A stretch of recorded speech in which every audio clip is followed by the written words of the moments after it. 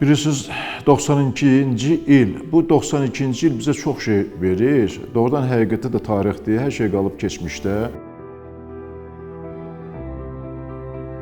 Çox futbol mütəxəssisləri də deyirdi, yəni ki, inşaatçı kimi bir komandamız olsaydı bizim necə deyərlər, dağılma üzrə getməzdik, hətta yüksəklərə qalxardıq və öz sözümüzü, yəni ki, tam şəkildə illər boyu deyə bilərdik. Bizim komandamızda ulduz futbolçu yox idi. Biz kollektiv oyunun sayəsində biz çalışırdıq ki, çox komandalara öz gücümüzü göstərək.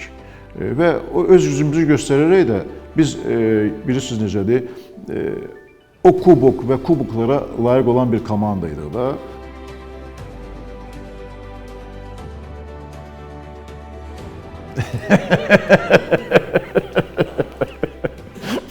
Əsas yaxşı sualdır.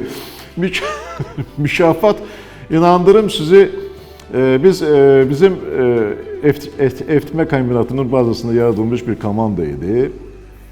Deməli, Sənaye Üsulu Eftimə İstehsalat Birliyinin rəhbəri kubok oyunundan 2 gün əvvəl bizi deməli yığıb orada iclas keçirəndə bizə yaxşı bir vəd verdi.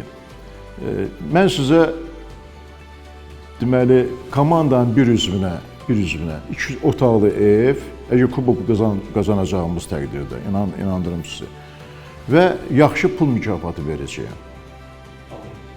Hamıya. Biz birinci dövrədən azad olduq və ikinci 4-1 finalda isə biz Neftçi komandasına rəqib olduq. Mənim bir sözüm var idi, uşaqlarla bir yerdə deyirdi, bir Neftçi komandasını keçəcəksə, kuboku özümüz qazanmalıyıq. Həqiqətdə də necə oldu? Biz yəni 4-1 finalda Neftçi komandasını 2-1 hesabı ilə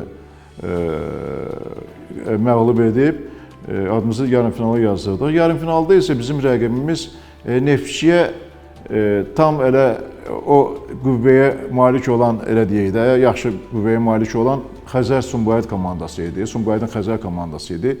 Biz onu da deməli yarımfinalda əsas oyunun vaxtı heç bitdi və oyun sonrası penaltilərlə biz onları məğlub edərək adımızı finala yazdırdıq. Finalda isə bizim rəqibimiz Mingəçevir'in Kürnur komandası oldu ki, o komandada yaxşı stimullaşdırılmış, həmin oyuna stimullaşdırılmış vəziyyətdə gəlmişdi. Yəni ki, biz də onları finalda məğlub edərək kubokun qalibi olduq. Çox böyük və şərəfli bir tarix yazdıq. Təsəvvür edin ki, hər oyuna, hər etapı keçəndə bizə pul mükafatı verilirdi. 1200-1500 arası rubllə deməli hər bir futbolçumuza mükafat verildi ki, bu da həmin o şəxsləri, həmin o futbolçularımızı necə deyirlər, qane edirdi. 2 otaqlı mənzili, 2 otaqlı mənzili isə biz belə aramızda belə danışdıq, demirəm orada belə bir mübahisəli bir nəsə söhbət alındı. Dedim, bölüşdürək necə məsləhətdir? Özü kimə məsləhətdir? O vaxt bilirsiniz, o vaxt birimizi başa düşürdük də. Kimə məsləhətdir? Mən də heç, necə deyərlər, heç bir yerə getməmək şərti ilə, heç kimi qulaq asmamaq şərti ilə dedim ki, Faiq Əzizova. Komandanın axır oyuncusu kimdir? Faiq Əzizov. Bu yana da ev verilsin. Bəli, Faiq Əzizova ev düşdü. Düzdür, 92-ci il iqtisadi böhranlarla, siyasi iqtisadi böhran vəziyyəti idi, müharibə vəziyyəti idi və o dövrdən Allahın dostu, inandırım sizi, komandalar bir-birini yaxşı mənada anlayırdılar. Bir-birinə, elə deyək də, bir-birinə dəstək idilər, bir-birinə kömək idilər. Tovuzda, Tovuz şəhərində biz kuboku qazandığımız ərəfədən sonra biz Tovuzda bizim oyunumuz oldu müəyyən vaxtdan sonra. Bizi inandırsınız qarşıladılar. Təntənəli şəkildə, yəni ki, meydanın ortasında düzülmüş və təbriklər, gül dəstələri, çənələrin verilməsi və belə bir şeylər, yəni deyirəm ki, elə bir hallara daha doğrusu rast gəlirik. Belə bir şeylər baş vermişdir. Çox yaxşı istəyirəm. Həm sevincli hissələr, həm məyus edici hisslər.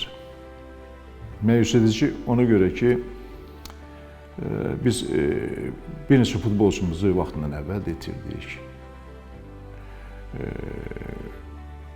Keçmiş oyuncularımızdan Yadigar Rəhimov idi, Vurğun Quliyev idi. Sonra bizdən Qarabağ komandasına keçdi. Faciəli şəkildə yəni ki, rəhmətə getdi. Sevindirici hal odur ki, adımız tarixdir. Biz tarixə yazıldıq. Yəni çox sevindirici haldır, həqiqətən. Hər bir şəxsə, hər bir kəsə mən sevincli anlar arzulayıram.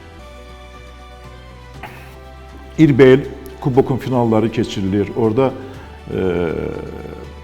aparıcılardan asılı olmayaraq ilk Kubokun bəli, mən sizə deyim də, yəni baxıram, həmişə də baxmışam və komandanın adını eşidirəm.